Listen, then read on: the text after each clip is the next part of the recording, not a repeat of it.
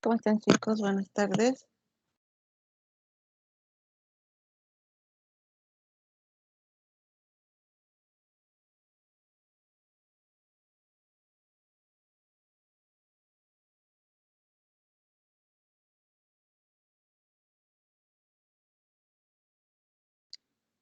¿Cómo están, chicos? Buenas tardes. ¿Me están escuchando bien?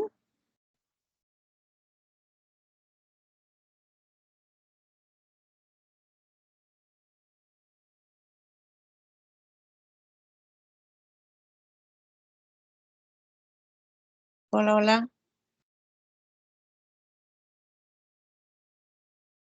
Buenas tardes, doctora.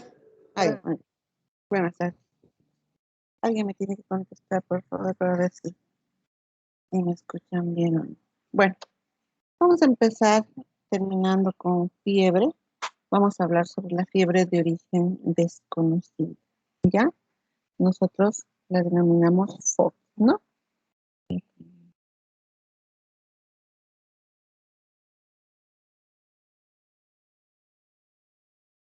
¿Ya? Pues fiebre de origen desconocido, ¿no?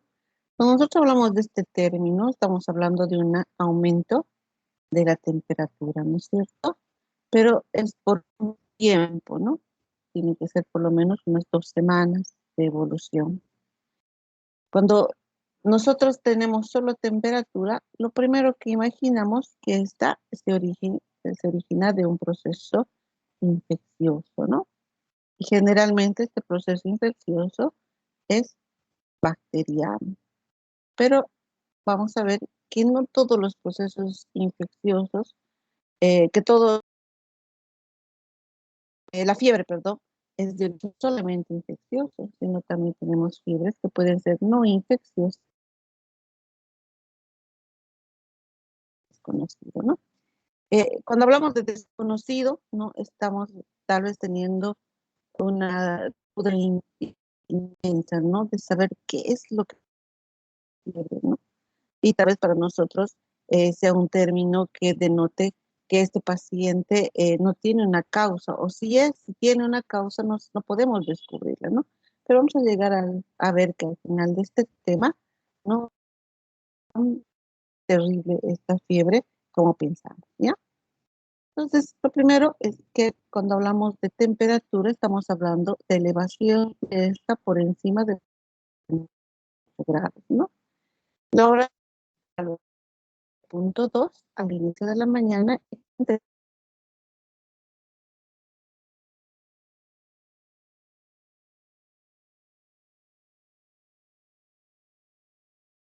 grados. Entonces, nosotros hablar de aumento de la temperatura, no. Entonces, nosotros vemos que en el lapso del día va a haber periodos donde vamos a poder aumentar la temperatura, ¿no? ¿Cómo es la patogenia de la fiebre? ¿Cómo se origina la fiebre, no? Generalmente nosotros tenemos un sistema inmunológico por factores, ¿no? Que pueden ser externos e internos. Estos factores que nos dan la inmunidad, tenemos monocitos, macrófagos, etcétera, que van a ser agredidos por pirógenos, ¿no? Que pueden ser endógenos o pirógenos exógenos. Estos pirógenos, ya sean endógenos o exógenos, entre los exógenos tenemos a las bacterias, virus, hongos, tóxicos, alérgenos, ¿no? Entre los pirógenos endógenos, los inmunocomplejos, las linfocinas, etcétera. Por eso este gran grupo de pirógenos exógenos, ¿no? Que dentro de ellos están las bacterias, pero miren, tenemos virus, tenemos hongos, otros microorganismos, toxinas y alérgenos que van a también producir aumento de la temperatura, ¿no? Entonces, ambos, ¿no? Van a actuar sobre nuestro sistema inmunológico, sobre los macrófagos y monocitos, ¿no? Estos van a ingresar al interior de la célula y la célula como respuesta va a dar las interleuquinas, interferones, etcétera, que activan las prostaglandinas, tanto E2 como E1, y esta va a alterar las neuronas termorreguladoras a nivel de aumentando la temperatura, produciendo una vasoconstricción, ¿no? Y también contractura muscular, lo que va a dar lugar que, pues, ¿no? Por eso en un momento cuando ahí tenemos aumento de la temperatura, tenemos no solamente esa frialdad de la piel, ¿no? Sino también lo que tenemos es el aumento de la contractura. Empezamos a temblar, ¿no? Y eso hablamos de escalofríos, ¿no? Entonces, sabiendo cómo es el origen de la fiebre, qué es lo que va a producir aumento de la temperatura, hablemos de la fiebre de origen desconocido, ¿no? Tenemos varios sinónimos para este término, ¿no? Fiebre de origen oscuro, fiebre en estudio, fiebre prolongada, fiebre sin foco, ¿no? Entonces, estos cuatro términos o sinónimos son sinónimos de la fiebre de origen desconocida. Entonces, miren ustedes, si se dan cuenta, en todos hay un interrogante de origen oscuro, en estudio, prolongada, sin foco, donde nosotros no tenemos la causa, ¿no? No podemos llegar a la causa de este aumento de la temperatura, ¿no?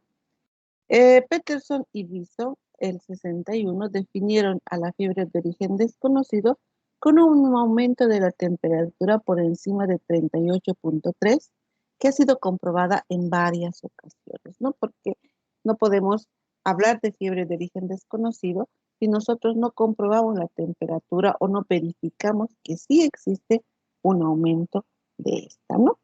Entonces, la duración, ¿no? A diferencia de una fiebre que tenemos común y corriente, en la de origen desconocido, la duración es de más de 3 semanas, ¿no? Entonces, 38 grados punto 3 y más de 33, perdón, de 3 semanas, pero sin diagnóstico después de una semana de estudio hospitalario o en consulta externa. Es decir, este paciente que presenta aumento de temperatura por 3 semanas y se le hace todos los estudios, ¿no? Hospitalarios en consulta externa y no encontrando el foco de esta fiebre, ¿no? Durack y Street, el 91, definieron también que por razones etiológicas y metodológicas diagnosticadas se considera fiebre de origen clásica, fiebre asociada al VIH, fiebre nosocomial y fiebre por neutropenia, ¿no? Entonces, de acuerdo a la causa y a la metodología diagnóstica, nosotros vamos a hablar de estos 4 tipos de fiebre de origen desconocida. La clásica, la que se asocia al VIH, la nosocomial o intrahospitalaria y la fiebre en pacientes neutropénicos, ¿no? Entonces, la fiebre de origen desconocida clásica, ¿no? Definimos como fiebre de más o igual a 38 grados, determinado en varias ocasiones, más de 3 semanas de duración y ausencia de diagnóstico etiológico después de 3 días en estancia en el hospital o 3 visitas extrahospitalarias, y a pesar de todas las investigaciones que se han hecho, no se ha dado con el foco que cause el aumento de la temperatura, ¿no? Ahí estamos hablando de fiebre de origen desconocida clásica. ¿Qué pasa con la fiebre asociada al VIH, no? Esta es una pandemia, ¿no? El VIH, una enfermedad del siglo, ¿no? Que ahora se ha convertido en una pandemia, ¿no? Una enfermedad distribuida en todo el mundo que va a producir una disminución de la inmunidad en el paciente, ¿no? Entonces, en este tipo de paciente también puede haber una fiebre de origen desconocido asociada a esta patología de más grados, determinada en varias ocasiones, pero con serología positiva para VIH, ¿ya? Se asocia a más de 4 semanas de duración en el paciente ambulatorio y superior a 3 días en el paciente hospitalizado. Entonces, a eso nosotros hablamos de fiebre asociada al VIH. Es decir, acá nosotros tenemos un factor más, ¿no? Que es el VIH, que puede estar asociada a este tipo de fiebre, ¿no? Y el diagnóstico, no todo el diagnóstico después de 3 días de hospitalización, incluyendo 2 días de incubación de los cultivos. Este paciente ya se le hizo algunos estudios, ¿no? Como los hemocultivos, purocultivos, coprocultivos, y pese a eso dio negativo en todo. Hablemos de la fiebre de origen desconocido nosocomial, fiebre de 38.3 grados, determinada en varias ocasiones, ¿no? en un paciente hospitalizado en una unidad de terapia intensiva o cuidados intensivos, ¿no? Este paciente está ingresado, ¿no? Y puede ser por muchas veces durante la hospitalización puede adquirirse alguna infección, ¿no? Como una infección intrahospitalaria, y mientras no se determine la causa, puede ser denominada una fiebre de origen desconocido. Posteriormente, podemos nosotros determinar que se trata de una fiebre de una infección intrahospitalaria, ¿no?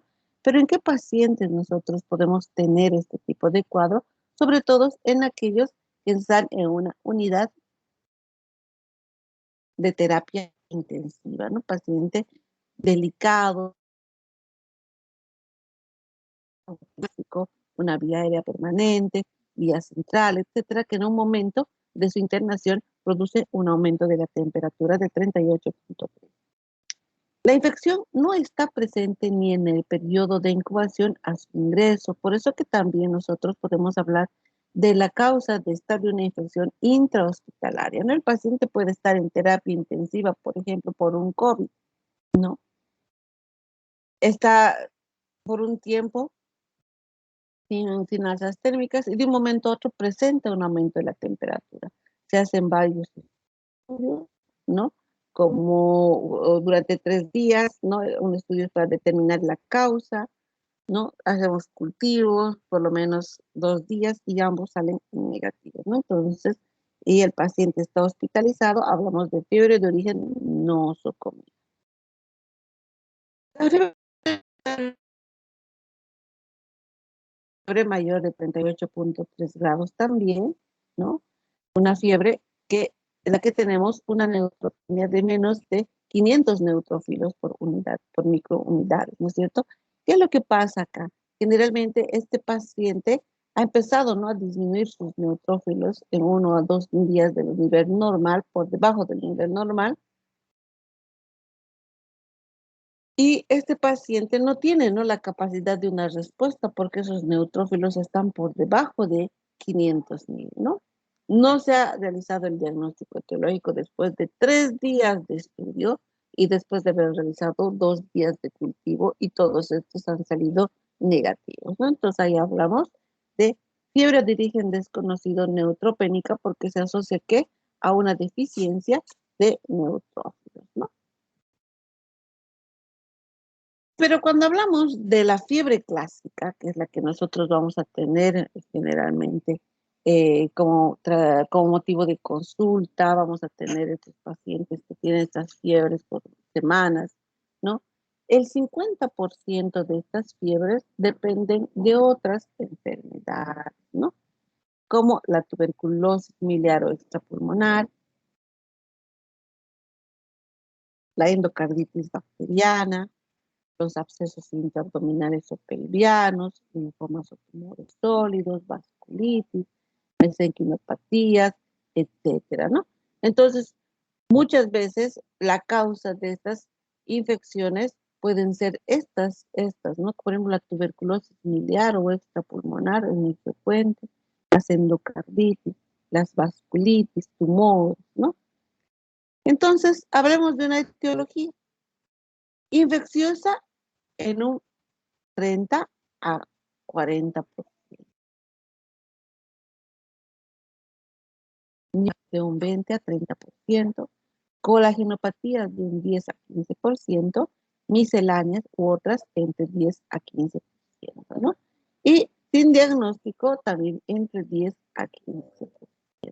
Entonces, imagínense, la mayoría de estas patologías pueden no ser de origen infeccioso, ¿no? Y ser de otras causantes, ¿no? Como las neoplasias, por ejemplo, ¿no? Entonces, muchas veces algunos tipos, los cánceres pueden manifestarse con fiebre, ¿no?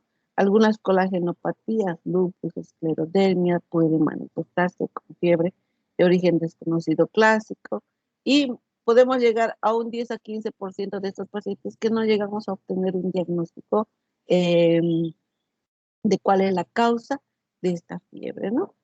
Mucho de esto va a depender de qué, de la región donde vive, del tipo de hospital y la edad del paciente. Entre las causas infecciosas vamos a tener en nuestro medio frecuente la tuberculosis, la endocarditis bacteriana, la fiebre tifoidea, la infección por citomegalovirus Epstein-Barr, histoplasmosis, toxoplasmosis, sífilis, abscesos intraabdominales, infecciones de vías biliares, prostatitis y enfermedades inflamatorias pélvicas, ¿no? Entonces, miren, nosotros generalmente lo primero que pensamos frente a una fiebre de origen desconocido o una fiebre, siempre pensamos en procesos infecciosos, ¿no? Pero entre estos, a veces nosotros no tomamos en cuenta que pueden ser como o procesos virales, abscesos, infecciones de vías abdominales, etcétera, y esta puede dar origen a una fiebre de origen desconocido, la osteomielitis y la infección urinaria también.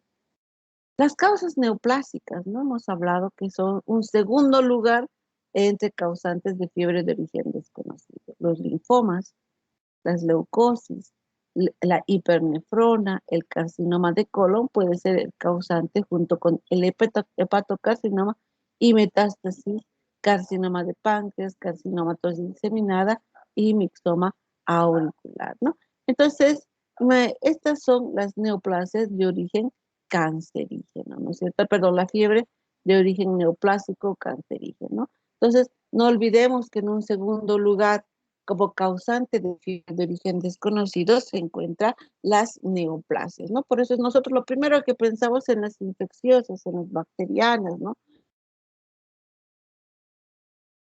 Solamente ocupan un 40% de las causas de fiebre de origen desconocido. En segundo lugar, tenemos a quienes, a las neoplasias. Posteriormente vienen las colagenopatías, ¿no? Pero debemos decir que las causas oncológicas de fiebre de origen desconocido ocupan un lugar importante, ¿no? Y frecuentemente las enfermedades de Hodgkin, no Hodgkin y los linfomas pueden ser los causantes. Tercera causa de fiebre de origen desconocido, las colagenopatías, ¿no? Dentro de estas, aquí tenemos al lupus, a la artritis reumatoidea y a la fiebre reumática, ¿no? Entonces, generalmente, este tipo de patologías no es que no se haga el diagnóstico rápido, sino que no se piensa, ¿no? Que una fiebre puede ser causada, por ejemplo, por una artritis, o puede ser causada por un lupus, y incluso no realizamos el diagnóstico del lupus, ¿no? Sino es la fiebre de origen la que nos lleva a sospechar de eso, ¿no? Siempre nosotros tenemos que ver signos y síntomas que nos van a orientar a determinar la causa de la fiebre, ¿no? Las dermatomiositis y las polimiositis también son una causa de infecciones, de fiebre, infecciones en la piel, en los músculos y también a nivel de los huesos, ¿no? Las vasculitis, ¿no? Las vasculitis, las poliartritis nodosas, de Wenerger, angeitis alérgica de Creutzfeldt-Strauss, ¿no? Y no olvidemos que dentro de un grupo importante también, y que a veces se nos pasa un poco porque no hacemos el diagnóstico o el interrogatorio de forma adecuada, es la fiebre por medicamentos, ¿no? Esta va a poner un poco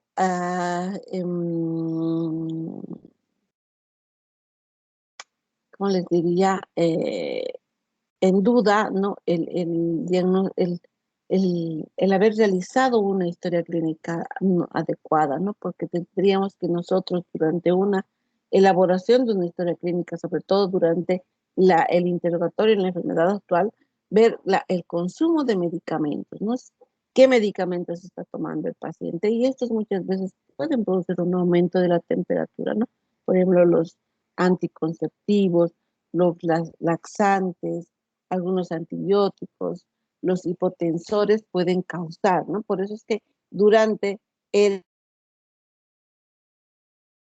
la elaboración de la historia clínica, cuando vemos un paciente con una temperatura de 3 semanas, ¿no? Durante la evaluación, durante el examen, en la enfermedad actual, nosotros tenemos que determinar otro tipo de causantes, como el consumo de medicamentos, ¿no? Cuando ves al paciente, tú le dices, ¿qué medicamento está tomando? Te dice, no, ninguno, ¿no? Pero sin embargo, está tomando la paciente anticonceptivos, ¿no? Y muchas veces ellos pueden no determinar, no pensar que el anticonceptivo es un medicamento, ¿no es cierto? Muchos piensan así, que el anticonceptivo no es un medicamento porque no cura nada, previene simplemente el embarazo. Entonces, sarcosis, zona de Crohn, fiebre mediterránea, tromboembolia pulmonar, cirrosis, hematomas ocultas, enfermedad de Kikuchi, tiroiditis subaguda, que pueden ser los causantes también, entre otros, de la fiebre desconocida.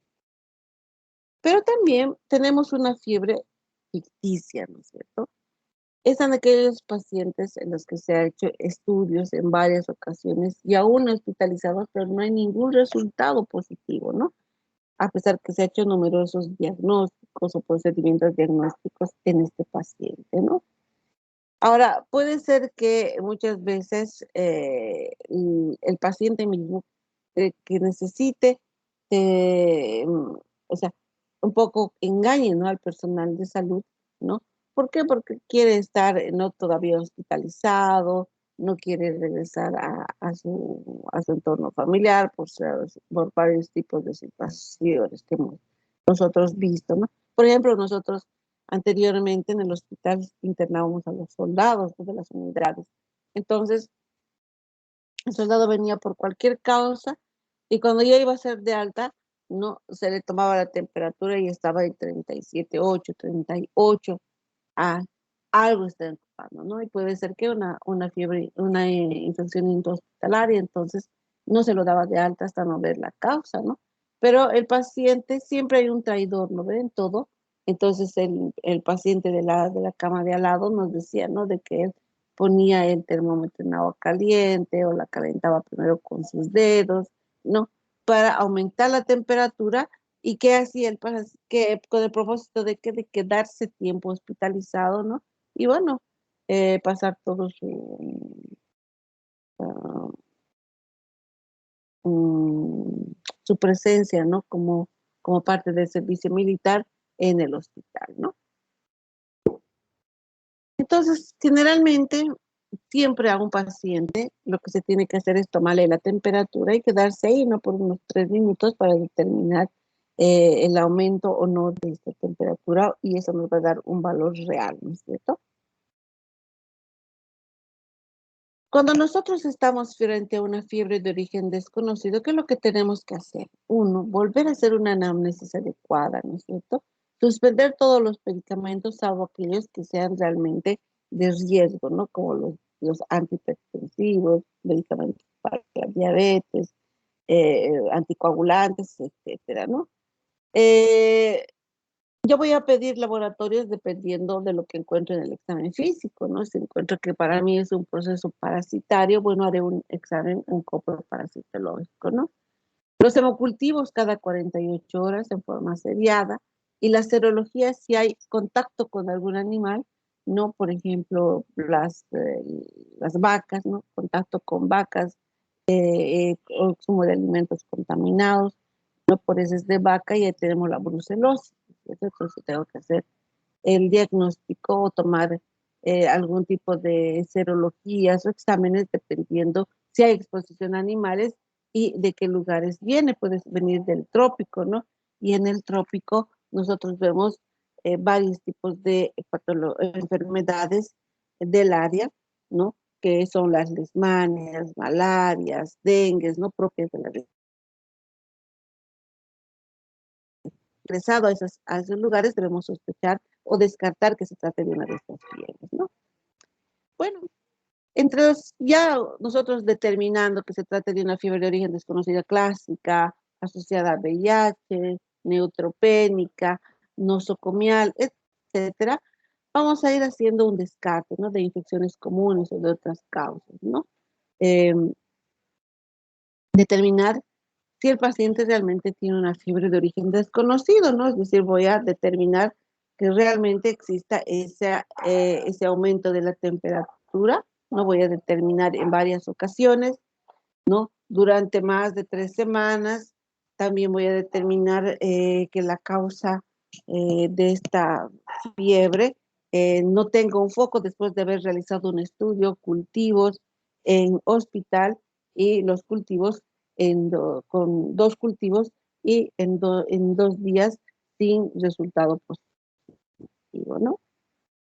Para yo determinar que se trate realmente de una fiebre de origen desconocida verdadera, ¿qué es lo que tengo que hacer? Otra vez una anamnesis meticulosa, ¿no? Física completa, y de acuerdo a lo que yo encuentro en la exploración física o mi sospecha diagnóstica, pediré algún laboratorio, pediré biopsias y va a depender de la clínica, ¿no? Entre los laboratorios y ayudas diagnósticas, los hemocultivos, donde puedo ver, determinar una bacteriemia continua, por ejemplo, en pacientes con endocarditis, ¿no? Una serie de 3 podemos encontrar bacteriemia, ¿no? Tratamiento inicial, ¿no? Que inhibe el crecimiento de las bacterias. Muchas veces los pacientes que ya vienen con signos o con aumento de la temperatura, se van, ¿no?, a la farmacia y ahí les dan, ¿qué? Les dan generalmente un antipirético, pero no solo sería eso, sino que se les da también una antibióticos, ¿no? Entonces el mismo antibiótico puede inhibir el crecimiento de algún agente biológico, ¿no? Si es bacteriano, ¿no? Ahora, muchas veces algunos microorganismos tardan en multiplicarse, ¿no? Y eso va a dar el periodo de incubación. ¿Cuánto tiempo? No, no sabemos, puede ser de 3 semanas, 45 días, por ejemplo, en la tuberculosis miliar, en la tuberculosis pulmonar, en la lepra, etcétera, ¿no? Y también nosotros, aparte del hemocultivo, podemos también determinar la velocidad de sedimentación, que es el marcador específico inflamatorio, por lo que podemos estar en sospecha de que pueda tratarse de qué, de una enfermedad o de una colagenopatía, de una fiebre reumática, por ejemplo, ¿no? Una vasculitis, por ejemplo, las colagenovasculares. Ahí vamos a ver si pensamos en un lupus, hacer anticuerpos antinucleares, en sospecha de una vasculitis, biopsia de músculo y piel. Y podemos hacer también serologías, ¿no? Para determinar una enfermedad específica, generalmente en estas, donde vamos a tener una muestra de sangre, sobre todo en la fase aguda, donde en la fase aguda nosotros vamos a tener que el aumento de la temperatura se va a dar porque existe todo el microorganismo y está haciendo una reacción, ¿no? Antígeno-anticuerpo, y va a dar lugar a qué? Al aumento de la inmunoglobulina M, ¿no? De forma aguda. Posteriormente esa va a ir bajando y vamos a ir teniendo la inmunoglobulina G como signo de haber una infección, ¿no? Entonces, generalmente, en estos pacientes también esta serología puede permanecer positiva, incluso en títulos de convaleciente durante la segunda hasta cuarta semana, ¿no? Ahí tenemos las inmunoglobulinas M, ¿no es cierto? Hemos dicho que son las que van a determinar que la infección es reciente, ¿no? Ayudas diagnósticas también podemos tener estudios de imagen, ¿no? Como una resonancia, una tomografía, ¿no? También podemos ver eh, una eco, los radionucleicos, etc.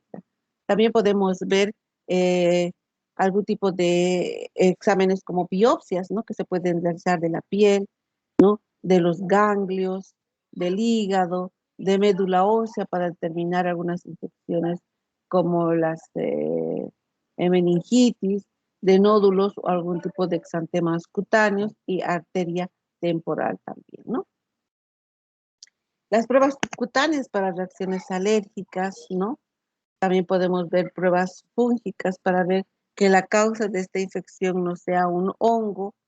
Y por último, podemos nosotros hacer la laparotomía exploratoria y si no encontramos la causa específica, pues ensayos farmacológicos terapéuticos, ¿no? Entonces, veamos, ¿no? Este es un cuadrito que nos indica, ¿no? Que una vez que yo determino, ¿no?, de que se trata de una fiebre de origen desconocida, ¿no?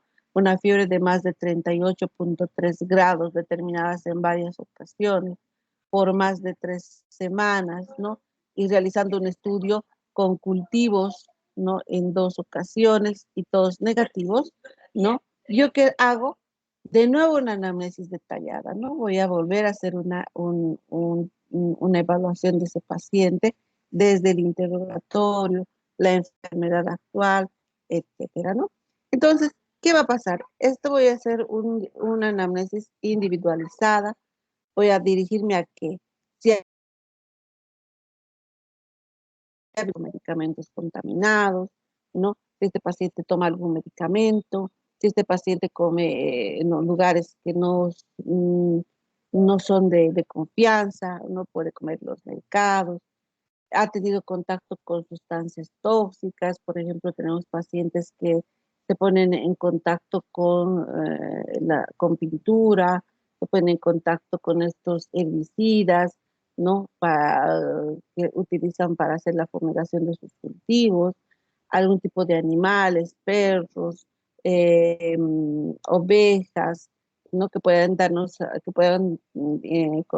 contagiarnos alguna enfermedad, la brucelosis, insectos, ¿no? Personas que han ido al trópico, por ejemplo, y han estado en contacto con mosquitos, de ellos puede ser portador de la malaria, portador de dengue, zika, chikungunya, o ha estado en contacto con personas enfermas, ¿no?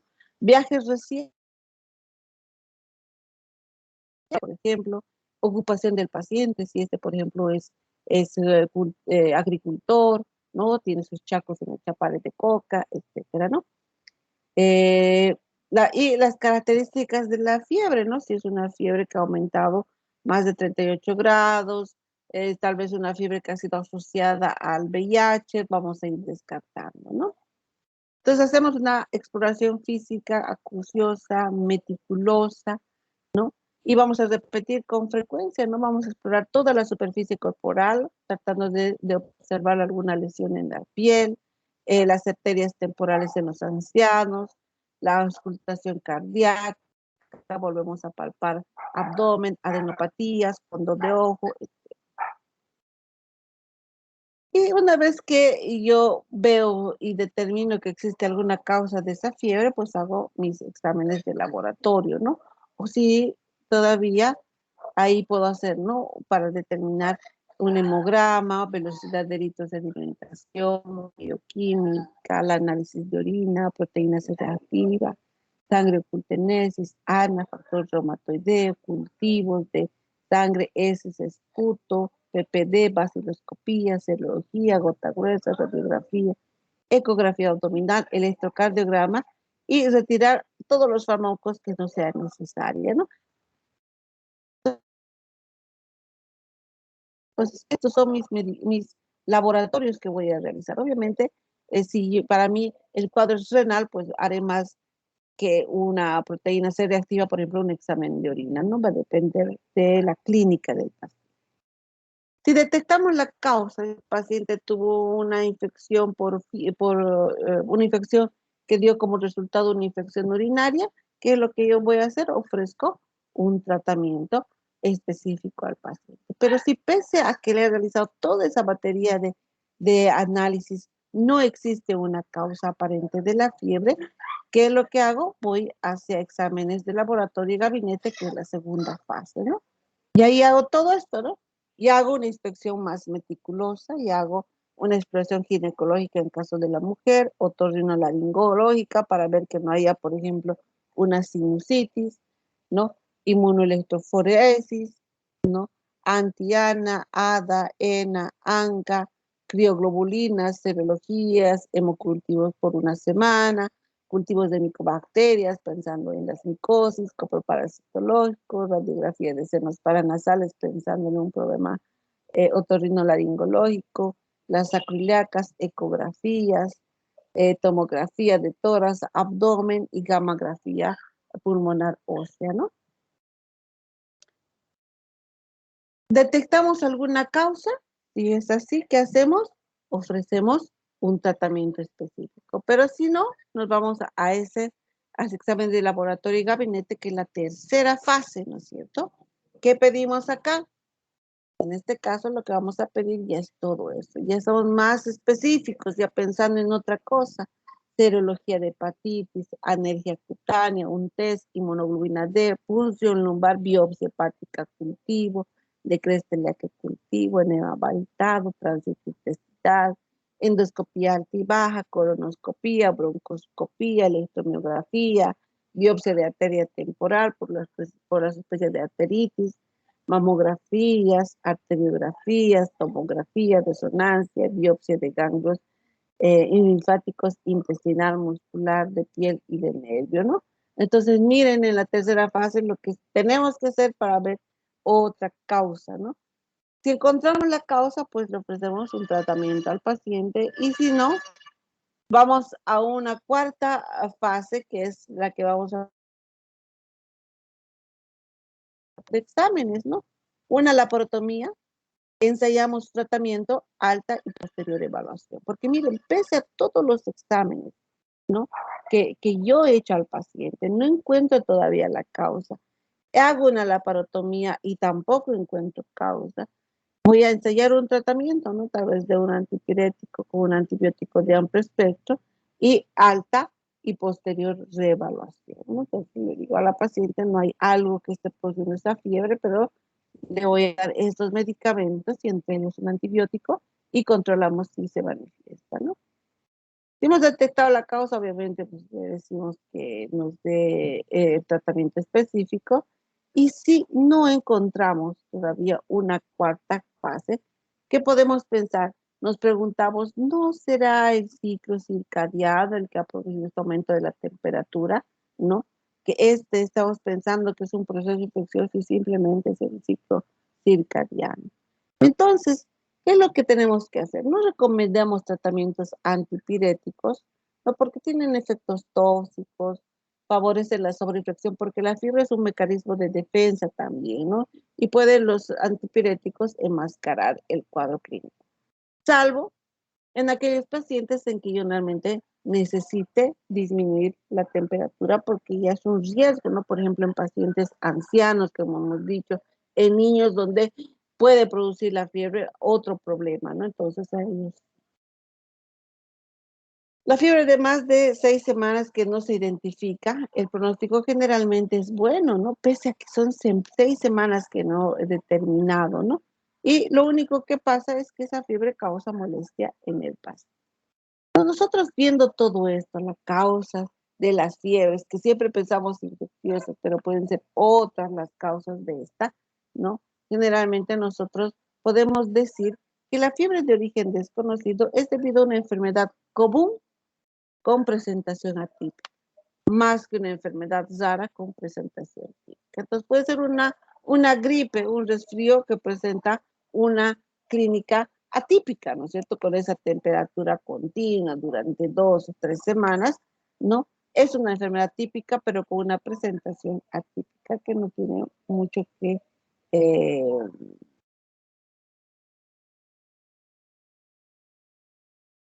gastar, vamos a decir, ¿no?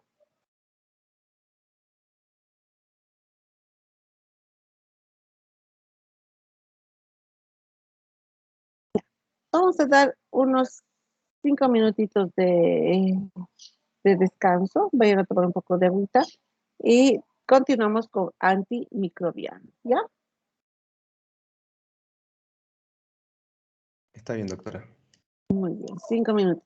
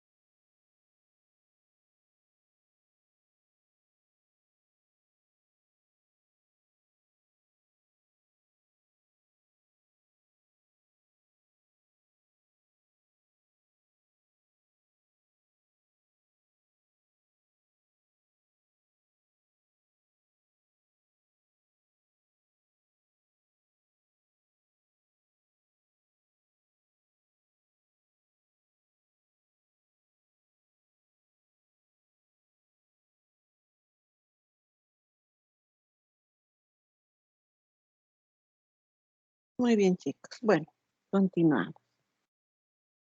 A ver.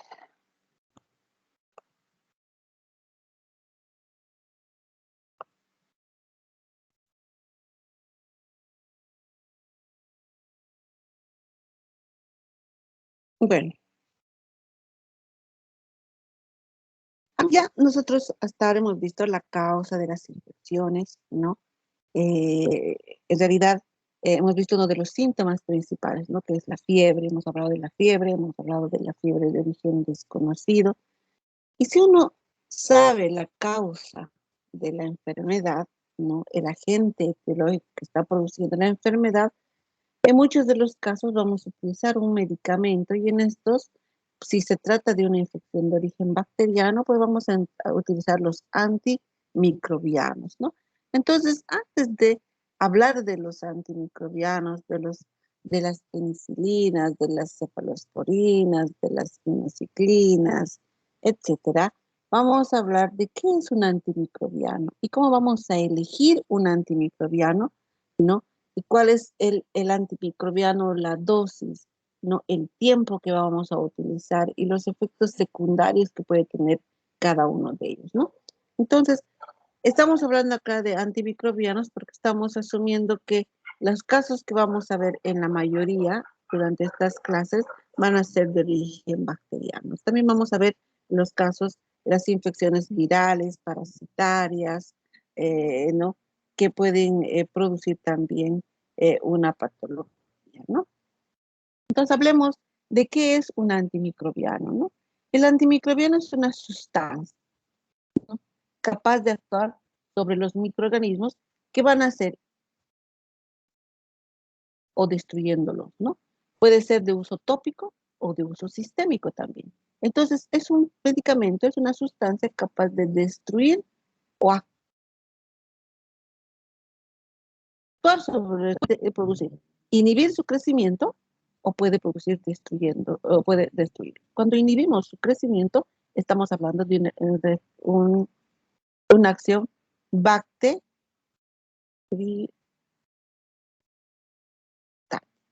¿ya? Y cuando hablamos de destrucción del antimicrobiano, estamos hablando de una acción bacteriana, ¿ya? Entonces, esas dos acciones van a tener este antimicrobiano. ¿Qué causa un antimicrobiano o qué otros efectos puede causar un microbiano? Lo que va a producir es una toxicidad selectiva, es decir, nosotros estamos utilizando un medicamento que va a ir a eliminar, va a ir a destruir un microorganismo o detener su acción. Pero este tiene que tener una acción específica, ¿no? Contra el agente y mínima sobre el huésped. Puede haber una reacción sobre el huésped también, pero tiene que ser mínima. Esa es la toxicidad selectiva de este antimicrobiano. Tiene que tener una especificidad, es decir, un punto donde se va a unir. Tiene que tener un espectro de acción, ¿no es cierto? Y esta especificidad va a ir frente al microorganismo, puede inhibir, puede destruir, por ejemplo, la membrana del antimicrobiano, de la bacteria, inhibir su crecimiento, etcétera. Va a tener un punto de acción, un sitio blanco donde se va a unir. Tiene que tener una potencia biológica, ¿no? Esto quiere decir que frente a una menor concentración, tiene que tener una acción mucho mayor, la que nosotros requerimos, ¿no? Y esto va a hacer que nosotros evitemos utilizar mucho antibiótico o mucho antimicrobiano para producir la acción bactericida o bacteristática, ¿no? También tiene que tener una hipersensibilidad, es decir, no debe producir alergia, ¿no? Eso es lo que nosotros tenemos que tomar en cuenta cuando se utiliza un antimicrobiano, evitar la hipersensibilidad para lo que se evita el que tenga o produzca una reacción alérgica, ¿no? Entonces, cuando hablamos de la toxicidad selectiva, hay algunos antimicrobianos que pueden tener una toxicidad absoluta, como la penicilina, o relativa, como los aminoglúcidos, ¿no? Eh, También nosotros, para elegir un agente antimicrobiano, tenemos que ver 4 cosas. 1. Vamos a identificar la sensibilidad del patógeno, ¿no es cierto? Frente a este agente, a este patógeno, tenemos que identificar y ver su sensibilidad. ¿Es un estafilococo, un estreptococo? Y si es sensible ¿a qué? A las penicilinas, a las cefalosporinas, etc. 2, también el lugar de infección, porque no es lo mismo que la infección sea en piel a que esté la infección en el cerebro, ¿no es cierto? En la piel la acción puede ser, el del antimicrobiano puede ser más rápida, incluso podemos tener una acción por un medicamento de forma tópica, pero por ejemplo en una meningitis el antibiótico tiene que atravesar la barrera hematoencefálica para poder llegar ahí, ¿no? Los efectos secundarios, cada vez que yo elijo un antimicrobiano, tengo que ver qué efectos secundarios puede tener, ¿no es cierto? Puede haber dolores abdominales, puede haber diarrea, puede haber dolores musculares, puede haber efectos que en algunos casos pueden ser fáciles de sobrellevar, pero en otros pueden llegar incluso a detener el tratamiento, ¿no? Por ejemplo, con algo que es tan sencillo como una gastritis, ¿no? Puede el antibiótico producirnos o el antimicrobiano una gastritis que puede ser no soportable, no tolerable por el paciente y va a llegar en un momento a necesitar a detener el tratamiento, ¿no? Y también tenemos que tener en cuenta los factores del huésped, ¿no? Es decir, no es lo mismo que nosotros iniciemos tratamiento, demos tratamiento a un niño que a un anciano o un paciente con una patología renal previa o una patología hepática previa, no es lo mismo. Entonces, tengo yo que ver los factores del huésped. Tampoco es lo mismo si yo doy tratamiento a un paciente con VIH, ¿no? Un paciente neutropénico, las condiciones de ellos van a ser distintas, ¿no? También yo que tengo que ver, elegir la sensibilidad, ¿no? La identificar la sensibilidad del patógeno. Es decir, yo voy a hacer un cultivo y voy a hacer un antimicrobiano, un antibiograma y voy a determinar a qué antibiótico es sensible este agente etiológico, ¿no? Por identificación. La tinción de Gram, ¿no? Las pruebas inmunológicas, la sensibilidad, y puedo tener otro que es la terapia empírica a través de la identificación del patógeno, ¿no? Entonces yo puedo determinar el agente etiológico y la sensibilidad mediante los cultivos, ¿no? Y la sensibilidad puede ser cualitativa, es decir, si yo tengo mi cultivo, ¿no? Y pongo ahí mi agente patógeno y va a ser un anillo, ¿no es cierto? Entonces ahí voy a decir cualitativo, ¿sí? De acuerdo a la difusión del anillo. Cuantitativo, cuánto el test de dilución en caldo de agar. Y eso nos va a determinar la concentración mínima para producir el resultado del antimicrobiano, ¿no? El lugar de infección es importante porque si yo a esa área llego con una cantidad de antimicrobiano en una concentración adecuada y en un tiempo mínimo, la eficacia será mucho mayor, ¿no? Esta eficacia se halla alterada por algunas características, por ejemplo, la deficiente irrigación, alteración del pH, la inflamación y barreras naturales, ¿no?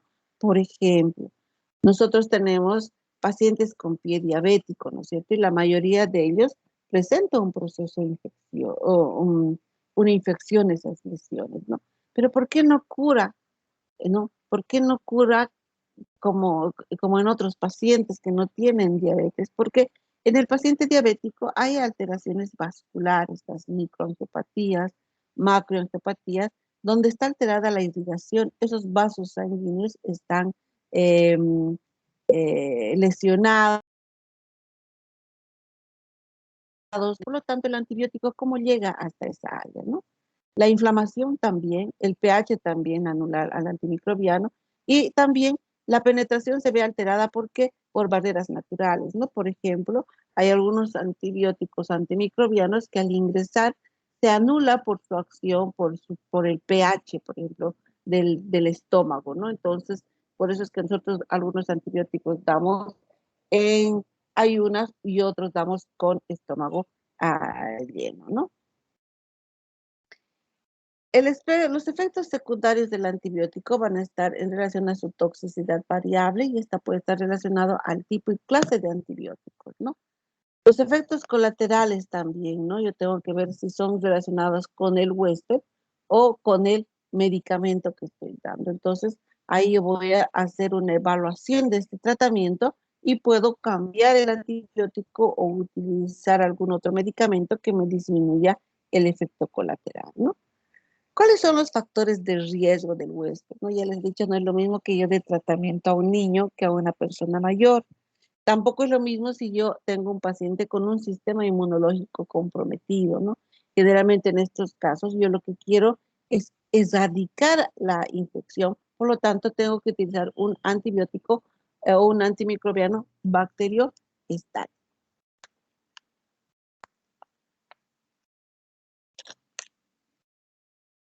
¿no? Este bactericida, ¿no? Tiene que ser, perdón, en pacientes con sistema inmunológico comprometido, tengo que utilizar un bactericida, ¿no es cierto? ¿Por qué?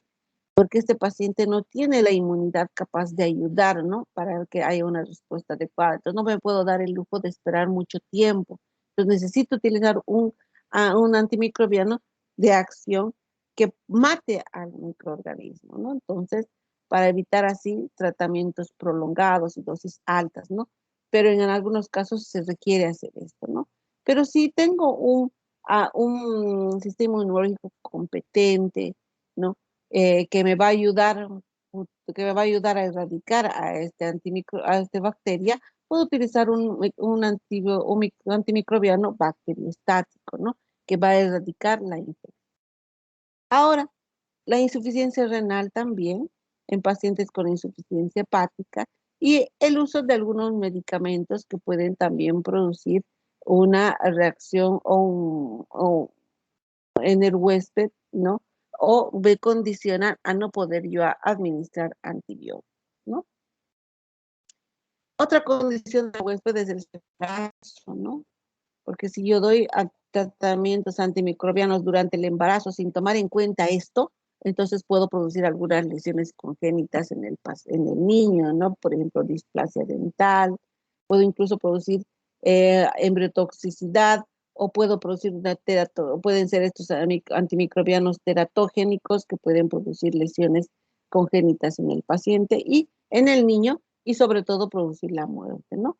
La lactancia, ¿no? Muchas veces algunos antibióticos se excretan por la leche, ¿no? Y alguna dosis de esta que pasa al niño puede causar algún problema, ¿no? Entonces, a veces, cuando es necesario utilizar un antibiótico en estas mujeres que están lactando de lactar, entonces se les pide, ¿no? De que den de lactar al bebé y después tomen el medicamento, ¿no? Y esperen el tiempo más prolongado para darle la segunda toma al bebé para que así la cantidad de antibiótico que llegue a través de la leche no produzca tanto problema en el niño. De acuerdo al espectro de acción, los antimicrobianos pueden tener un espectro de acción amplio, intermedio o reducido, ¿no? Amplio, por ejemplo, las tetraciclinas, intermedio los macrólidos y un efecto reducido los aminoglúcidos, ¿no? De acuerdo a su actividad, estos antimicrobianos se clasifican, como hemos dicho, bacteriostáticos y bactericidas, ¿no? Entonces, yo voy a utilizar, ¿no? Un antibiótico y va a destruir, pero va a producir un efecto bacteriostático, nada más. Mientras el bactericida tiene una acción letal, ¿no? Inmediatamente disminuye al microorganismo, ¿no? Esto es la eliminación. De acuerdo al mecanismo de acción, podemos determinar de acuerdo a qué sitio de acción va en la célula, en el microorganismo, ¿no es cierto? Puede producir una destrucción de la pared celular, puede alterar el metabolismo intermediario, inhibir la síntesis de ácidos nucleicos, la síntesis de proteínas, actúa sobre la membrana basal, y ahí tenemos los distintos antimicrobianos que tienen acción sobre esta, ¿no? Sobre los ácidos nucleicos, el ácido nalidíxico, la norfloxacina, sobre las síntesis de las proteínas, la eritromicina, cloranfenicol, las que inhiben la proteína 30S, tetraciclinas, streptomicinas, las de metabolismo intermediario, trimetoprim, sulfamethoxazol, etc. Entonces, cada uno de estos antimicrobianos van a tener un sitio de acción y un efecto sobre la bacteria. Ahora, hay una triada, ¿no es cierto?, que nos va a ayudar a tener una respuesta adecuada, ¿no? Si el paciente tiene una infección, ¿no? Por una bacteria, tengo que yo determinar la respuesta inmune que va a tener este paciente, ¿no? Entonces yo voy a determinar la sensibilidad que va a tener este antibiótico, esta bacteria, perdón, al antibiótico, ¿no? Y yo tengo que determinar el antibiótico de acuerdo a su farmacocinética, cómo se va a absorber, se va a desplazar y va a inhibir a la bacteria. Entonces una tríada que yo tengo que ver. Entre el antibiótico y la bacteria va a haber una farmacodinamia y entre el antibiótico y el paciente una farmacocinética, ¿no? Existen factores que determinan el éxito del antimicrobiano, ¿no? ¿Cuáles son estos, no? Que haya una disminución de la morbilidad por una respuesta inmune adecuada.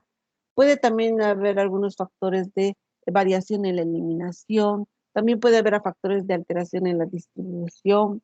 Pueden ser personales del mismo sujeto. También la penetración a tejidos, la sensibilidad bacteriana, la tolerancia y el efecto del inóculo, ¿no? La farmacocinética va a ir en relación a la absorción, distribución, metabolismo y eliminación. Desde que crece el antimicrobiano al organismo, este se va a absorber, se va a distribuir, en algunos casos se metaboliza hacia un metabolito más activo y posteriormente se elimina. Ese es el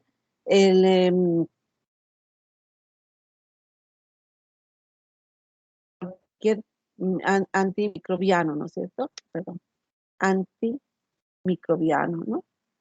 Entonces va a ir a los absorbe, después se metaboliza y se elimina, ¿no es cierto? Ahí tenemos la concentración máxima que yo tengo que evitar, que digo, tengo que lograr. ¿Para qué? Para que esta sea la concentración donde va a producir su acción, ¿no? Posteriormente va a ir bajando, ¿no? Entonces ahí yo puedo tener otra dosis que vuelva a aumentar su acción. Por eso es que el intervalo entre uno y otro antibiótico va a estar en relación con la disminución de su efectividad. ¿A cuántas horas ya está disminuyendo? Entonces, para eso, evitar que llegue aquí al tope, ¿no es cierto? Tengo que a su vida media volver a subir con una dosis más, ¿no? Por eso es que damos antibióticos cada 12 horas, cada 8 horas, cada 6 horas, ¿no? La sensibilidad versus la farmacocinética, la relación antibiótico-efecto en las células humanas que puede dar una toxicidad, en la bacteria inhibiendo o eliminando, ¿no? Al microorganismo. El éxito clínico depende de la interacción farmacodinámica entre el antibiótico y la bacteria, ¿no es cierto? Pero, ¿qué pasa si yo tengo una infección que tiene varios agentes etiológicos y entre ellos pueden ser gram positivos, gram negativos, anaerobios?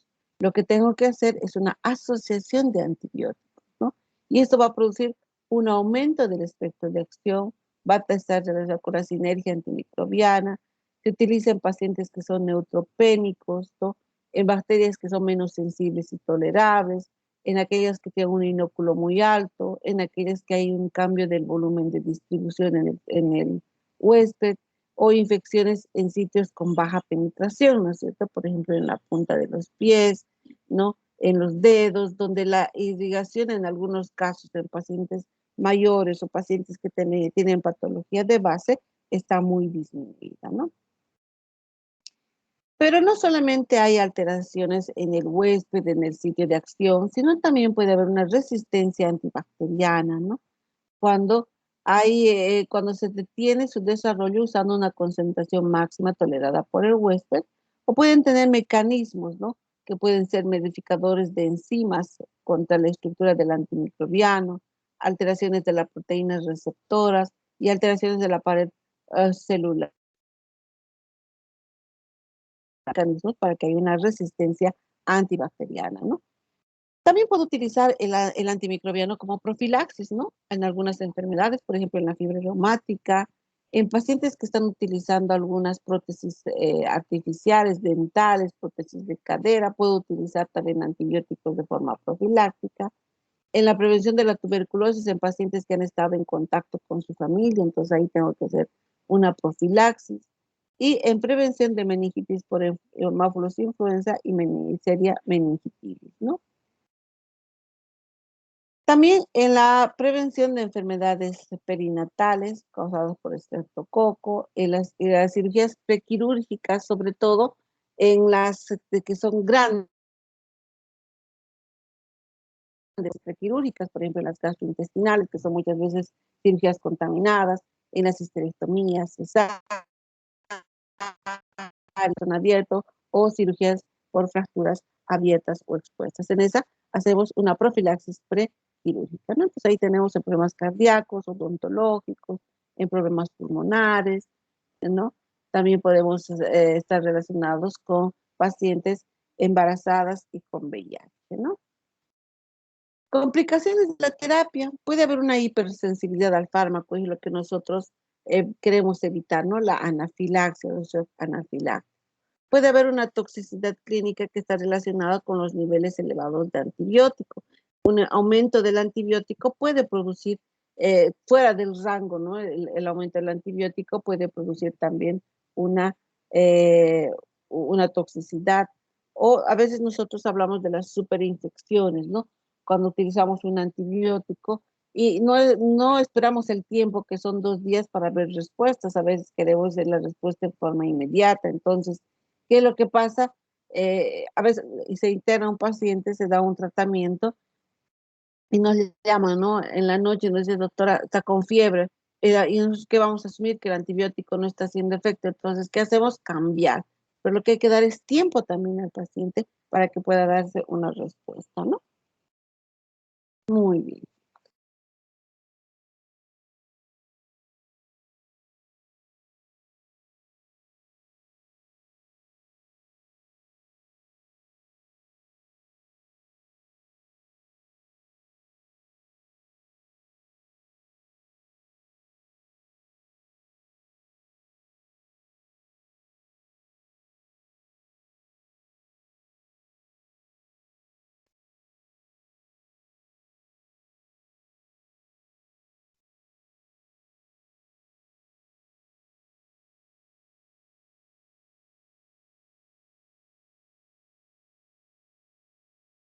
Alejandra Aguirre.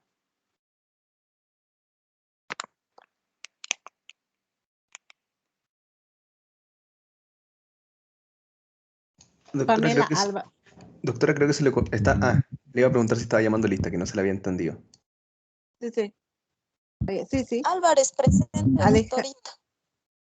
Ya. Alejandra Aguirre Serrano. Ya. Álvarez, presente.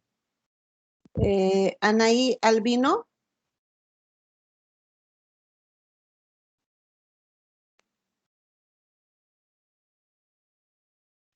Natalie Andia Orozco.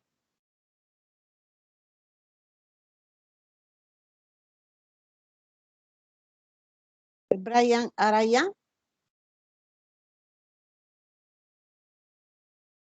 Brenda Argana. Presente, doctora Argana. Ya. Alejandra Arroyo.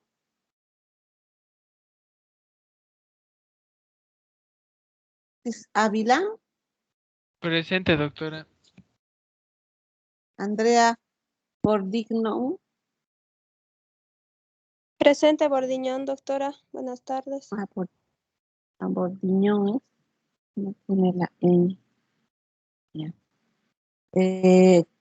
Corín Presente, doctora. Canchasto. Presente. Bien. Tiari Quirino. Maricruz Córdoba. Víctor Ariel Cruz. Cruz Víctor, presente. Muy bien. Andrea Cruz Paco. Presente, doctora. Bien. Olivera, Vinicius de Camargo Olivera. Presente, doctora. Buenas tardes. Buenas tardes, Vinicius. Ana Patricia dos Santos. Presente, doctora. Ya. Víctor Andrei.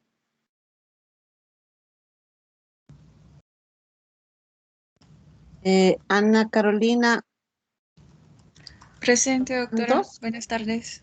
Muy buenas tardes.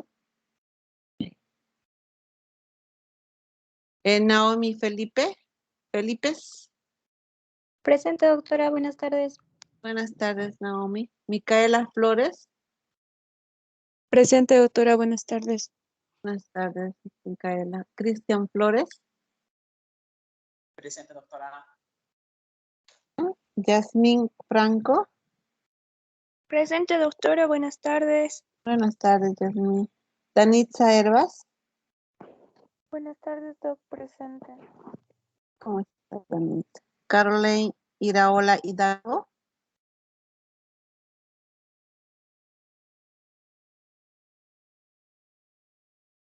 Daniela Lafuente Jiménez.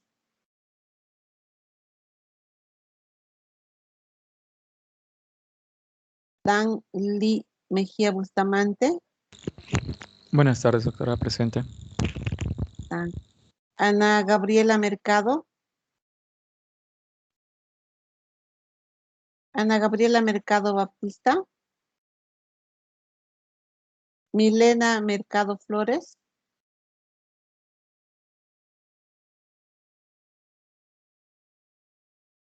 Caterín Millar Vargas. Jessica Miranda Villanueva. Presente, doctora. Bien. María Isabel Moscoso Zárate. Presente, doctora. Ya. Victoria Poliana Núñez de Arruda. Presente, doctora. Bien. Diego Olivares Varas. Presente, doctora. Ya. Bruna Paiva.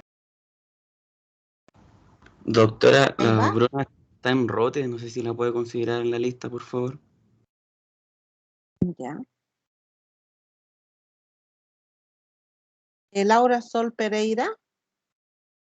Presente, doctora. Bien. Dayana Pérez. Presente, doctora. Buenas tardes. Buenas tardes. Paola Rebollo. Presente, doctora. Buenas tardes. Buenas tardes. Erlan Salazar Rojas. Presente, doctora. Buenas tardes. Lisbeth Salvatierra. Presente, doctora. Buenas tardes. Bien, buenas tardes. Rodrigo Gasato. Presente, doctora. Buenas tardes. Buenas tardes, Rodrigo. Mateo Ricardo Solís. Presente, doctora. Buenas tardes. Buenas tardes, Mateo. Andrea Torrico Martínez. Presente, doctora. Buenas tardes. Buenas tardes, Andrea. Bastián Valenzuela Volados.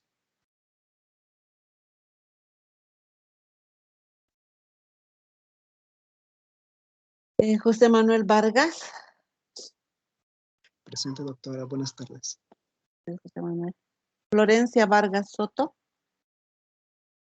Presente, doctora. Buenas tardes. Tardes. Priscila Vidal Méndez. Presente, doctora. Buenas tardes. Buenas tardes. Damaris Villarreal Aramburo. Presente, doctora. Buenas tardes. Buenas tardes. Emilio Ricardo Vilca Villafuerte. Presente, doctora. Buenas tardes. Buenas tardes, Emilio. Denise Zárate Farfán.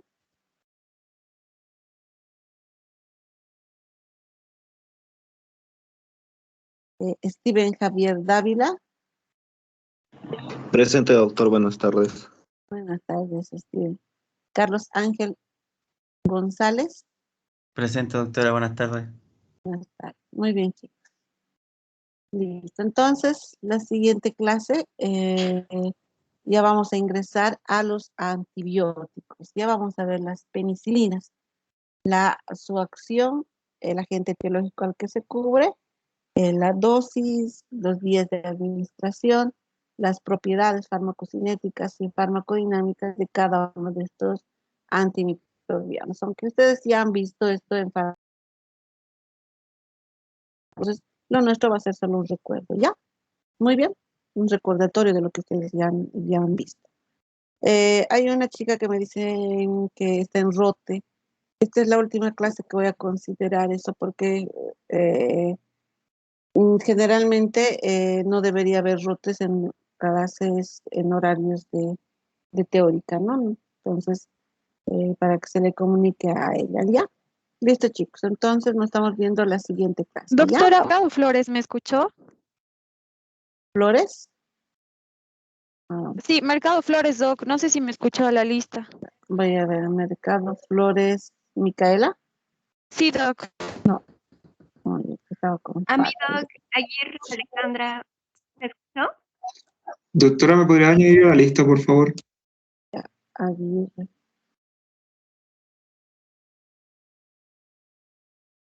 Aguirre Alejandra. Sí, doctora. Ya, no, te puse falta también. ¿Otro me dijiste? Gracias. ¿Bolaños? Dígame, amor. ¿El otro era? Doctora, ¿me podría agregar? Soy Ospino, por favor. ¿Nuevo? Ospino Bustos. A la lista, es que no estoy todavía.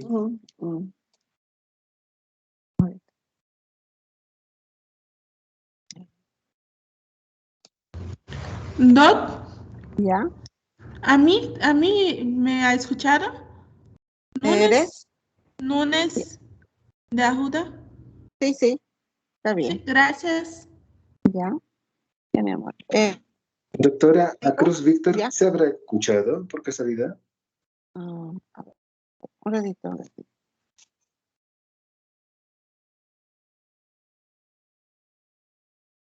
Ya, ¿me dices Cruz? Cruz Doctora, Víctor. le he Cruz puesto mi nombre. Madueño, ¿no? Sí. Cruz, Muchas gracias. Ya, ahora el otro que no está en la lista. Ahí está, lo ¿Quién coloqué es? en el chat, doctora.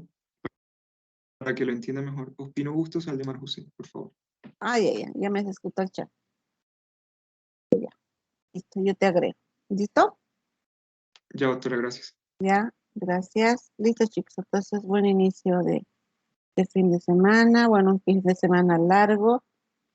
Espero que carnavalen, pero no con mesura. No salgan.